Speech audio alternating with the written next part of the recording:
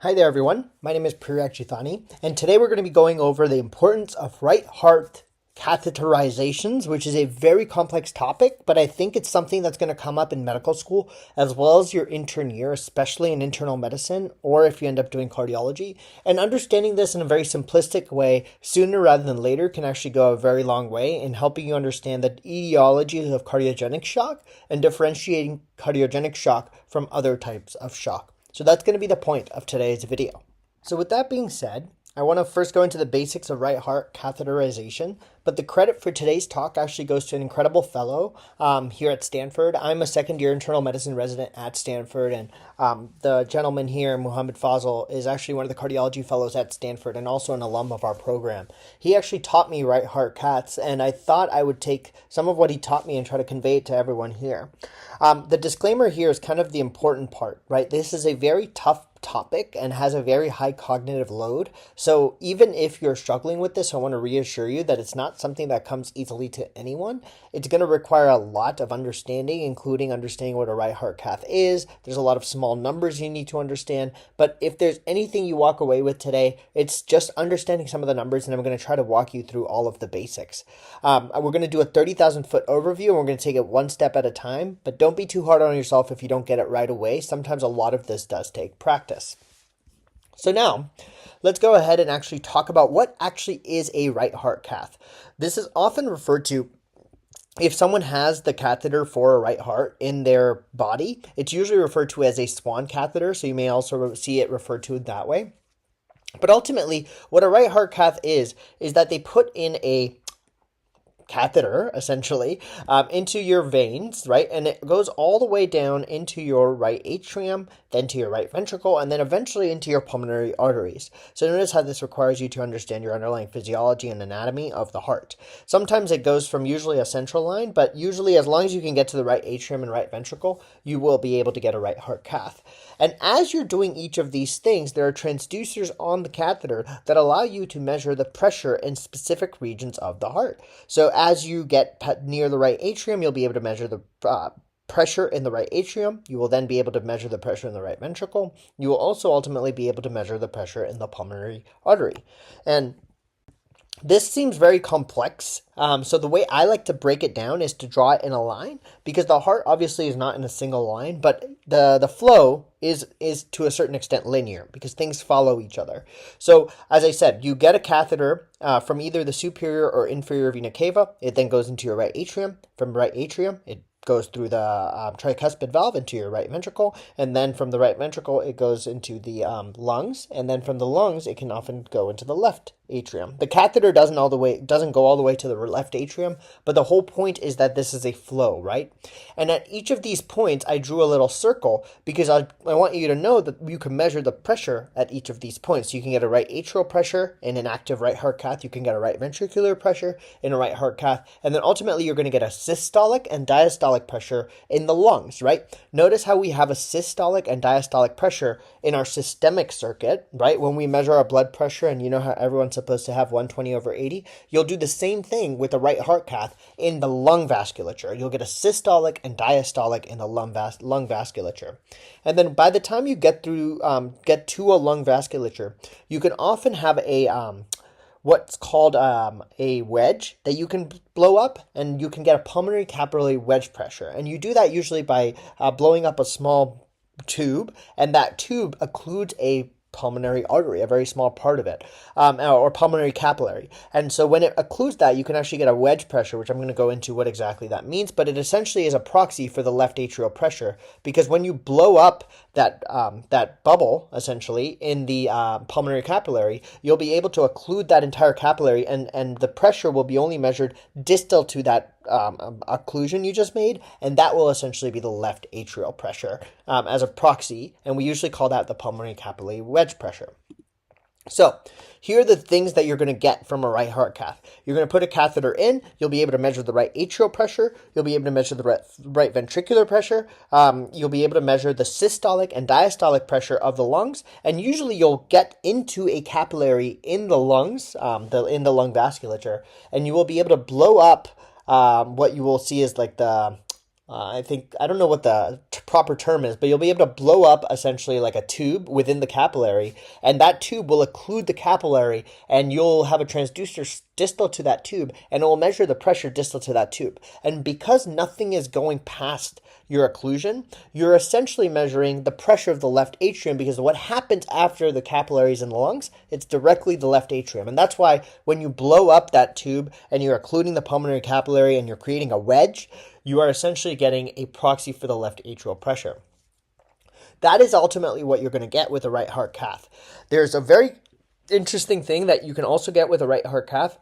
You can also measure a cardiac output. I'm not going to go into why or how you can measure this. It's actually fascinating, but it's beyond the scope of today. But I want you to know that when you get a right heart cath, you're going to be looking for a few numbers: the right atrial pressure, right ventricular pressure, pulmonary capillary wedge pressure, the lung pressures, including the systolic and diastolic lung pressures, and then ultimately, if you need it, you can also get a cardiac output. And so why did I bring you through all of this? The reason I brought you through all of this is because I want you to know that you're going to get this information anytime you get a right heart catheterization. And that's what's present here on the right side of, on your left side of the screen. And then once you have this information, I want you to ask yourself 3 questions. Always ask these 3 questions anytime you get a right heart cath, because it will make your life much easier. And those 3 questions are there elevated pulmonary artery pressures? Yes or no? It's going to be very easy for you to answer once you know what the normal is. The second one is the cardiac output decreased? Notice that I told you can get the cardiac output from a right heart cath, so I want you to tell me if it's decreased. And the third thing you want to tell me is the patient wet or dry? And this is going to be based obviously on your physical exam. If someone has crackles, lower extremity edema, elevated JVD, that's a sign that a patient is wet, because they clearly have evidence of vasculature overload with fluid, right? But you can also measure if someone is wet or dry from a purely pressure standpoint, because if the person is wet, their right atrium is going to have elevated pressures, because everything that ends up coming back from your body goes to the right atrium. And if you are wet, that means that the right atrium is facing a lot of large pressures and stuff is backing up and causing a lot of congestion. Okay, so those are all the things I want you to answer, the 3 things. And when you answer those 3 things, you'd be very surprised, but life's going to get pretty good.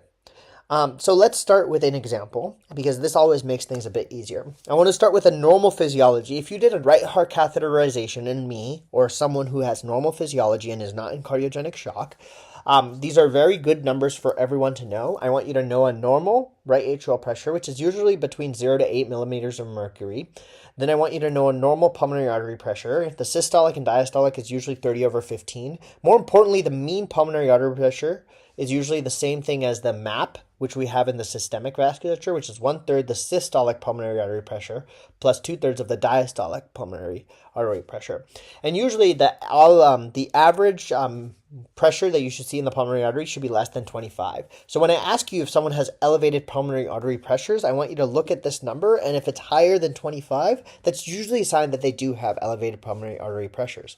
Then a pulmonary capillary wedge pressure is often a pressure proxy for the left atrium. And usually it should be less than 15, and it makes sense because if you look at the pressure flow, usually things go from high pressures to low pressures. So starting at pulmonary artery, you'll usually have 30, and as you get to the left atrium, you should be around 15 by the time you get out. And lastly, you should look at your cardiac output. A normal cardiac output, which is stroke volume times heart rate, is usually 4 to 8 liters per minute. That's the total amount of blood that's going to be flowing, and this is normal physiology.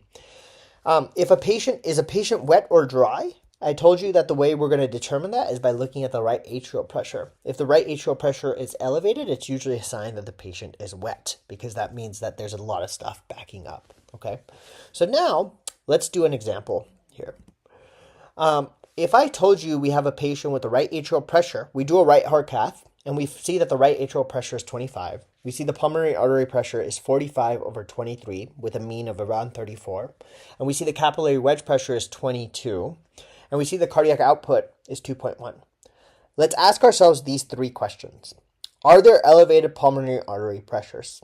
Feel free to pause the video, but yes, there are, right? You can see that the pressure in the pulmonary artery is 34, clearly higher than 25. The second question I'm asking is the cardiac output decreased? Yes, it's definitely decreased, because usually you're between 4 to 8, and it's 2.1. And the third one is the patient wet or dry? Well, in this case, I think the patient is wet, right? Because the right atrial pressure is very high. Obviously, you want to now overlap this with your physical exam. Does the patient have lower extremity edema? Does the patient have elevated JVD? Does the patient have any evidence of, hepatojugular reflux? Those are all things that you can look for on your physical exam to suggest signs of volume overload. Now that you have these three things, you can start putting these things together. Patient has a decreased cardiac output, right? So maybe they have some level of cardiogenic issues. You can't say that they're in shock unless you have a lactate or signs of end organ damage. But let's say I told you that they did have a lactate and they clearly were short of breath and they clearly are having issues. Then at this point, I would also see that, oh, well, they're clearly wet because their volume up. So at that point, I think the physiology here would be cardiogenic shock from a wet standpoint, right? Now, let's do the same example again. And notice how, based on all of this, you were able to basically suss out a very, very tough case based on the right heart cath numbers. And that's why these numbers can be really helpful. Let's do an example before we kind of round out this video, which can be very tough. Let's say you have a right atrial pressure of 7. You have a pulmonary artery pressure of 35/20, pulmonary capillary veg pressure of 19, and a cardiac output again of 2.1. So ask yourselves the three questions again. Are there elevated pulmonary artery pressures? Yes.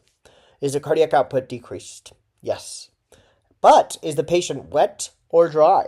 And in this case, you'll notice that the right atrial pressure is actually 7 and not 10. So I'd actually say the patient seems kind of okay, if not exquisitely dry. They may not be dry, but I'd say the patient is definitely not wet. Now let's say I told you the patient still has an elevated lactate. Let's say I told you the patient's clearly still having mild shortness of breath, clearly having an elevated creatinine, signs of end organ damage. Well, then in that case, this could then show you that this patient likely has cardiogenic shock still, but the patient's probably more dry. So you may not diurese this patient like you would this patient, but you want to address it in other ways, such as decreasing afterload, and you want to increase inotropy, obviously, for these patients. So this is kind of what I wanted to go through today, because right heart caths can be very, very tough. But if you ask yourself these three questions and you'll see these informations and you know how you're getting this information, you can actually elucidate a lot of very tough physiology just purely based on numbers. So hopefully you all enjoyed this video. If you did, drop a like, comment, share, subscribe, and I'll see you all in the next one. Peace.